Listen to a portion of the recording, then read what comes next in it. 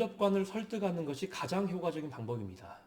그럼 면접관을 설득한다는 건 무슨 뜻이냐? 내가 어떠한 강점과 내가 가지고 있는 역량을 어필했을 때 그것이 정말 저 사람이 갖고 있는 진짜 강점이자 또는 역량이구나 라는 것을 인정하게 만드는 거. 그게 면접관을 설득하는 거죠. 그리고 그 역량과 강점이 그 회사에 필요한 역량이라면, 그런 요소라면 그 사람 반드시 합격할 수 있습니다.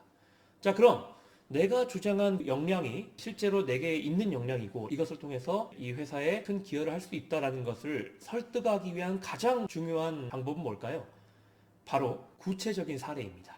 근데 보통 이렇게 구체적인 사례가 중요하다라고 말을 하면 아, 그렇구나 라고 이해는 하겠지만 막상 내 이야기를 가지고 이거를 구체적으로 구성을 하려면 어떻게 해야 될까를 고민하면 쉽지 않은 거거든요. 그래서 제가 예전에 컨설팅을 했던 분의 이야기이지만 약간의 픽션을 가미해서 한번 어떻게 이 사례가 구체적인 설득 요건을 갖춘 사례로 변할 수 있는지 한번 이야기를 좀 해보겠습니다. 이분 같은 경우는 A 기업에서 인턴으로 근무하면서 각종 자료들을 취합하고 그리고 그 초입을 작성하는 업무를 했다. 업무에 적응해 가면서 저의 업무량이 늘었고 이 업무량을 좀 더 효율적으로 수행할 방안을 모색하기 위해 나의 업무 방법을 돌이켜보고 계속해서 불필요한 과정을 없애가는 그런 과정을 반복했다. 그 결과 부서원들에게 또는 이 선배들이나 동료들에게 좀 더 도움이 될 수 있었고 나아가 인정받으면서 인턴을 잘 마무리할 수 있었다. 어때요? 뭔가 좀 구체적인 것 같나요? 구체적일 수는 있지만 약간 설득의 요건을 갖추진 못했습니다.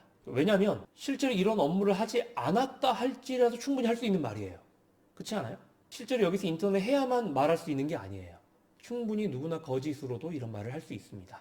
그러니까 신빙성이 안 생기는 거죠. 누구나 할 수 있는 말이다. 근데 여기서 이 구체적 사례라는 것은 여기서 인턴 근무를 하면서 해야만 알 수 있는 또는 해야만 말할 수 있는 어떤 굉장히 구체적이고 상세한 그 과정이 들어가야 된다는 거예요. 제가 이분과 대화를 나누면서 이 내용을 어떻게 정리했냐면 먼저 이렇게 대답을 했습니다.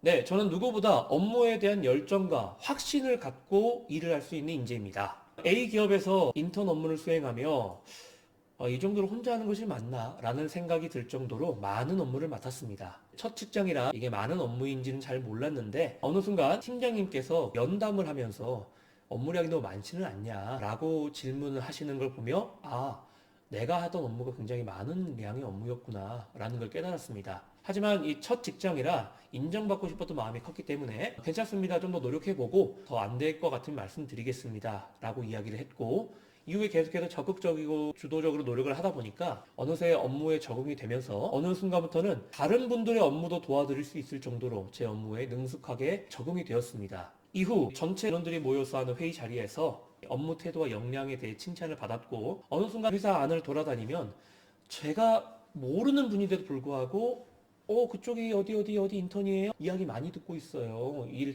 너무 잘한다면서요. 앞으로도 잘 부탁해요. 라는 형식의 칭찬을 많이 들었습니다. 그러다 보니까 굉장히 사명감과 보람이 생겼고 일하는 기간이 정해져 있었던 인턴이었지만 마지막까지 최선을 다해서 일을 할 수 있었습니다. 그래서인지 인턴 마지막 날 퇴근을 하는데 그 건물에 있었던 모든 직원들이 함께 나와서 저를 배웅해 줬던 것이 아직도 기억에 남습니다. 그래서 이 기간의 인턴 생활은 제가 어떠한 일을 하고 싶은지를 깨닫게 된 아주 귀하고 소중한 경험이었다.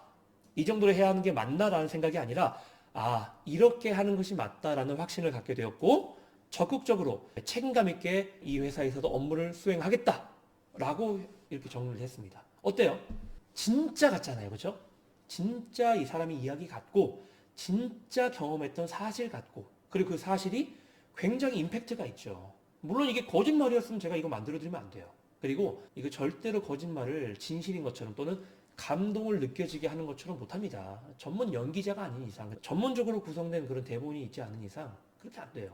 일반인이 연기자처럼 그렇게 할 수 있을까요? 절대 못합니다. 그리고 실제 상황에서는 연기자처럼 연기하면 너무 어색하고 이상해요. 그러니까 진짜 자신의 이야기가 있는데 그것을 어떻게 구체적으로 풀어서 써야 될지 모르겠다 하시는 분들은 반드시 컨설팅을 받으셔야 됩니다. 그리고 이렇게 내용을 썼는데 이런 내용을 제대로 면접관에게 어필했다. 좋은 결과를 얻지 못할 수가 없다고 저는 그렇게 생각합니다.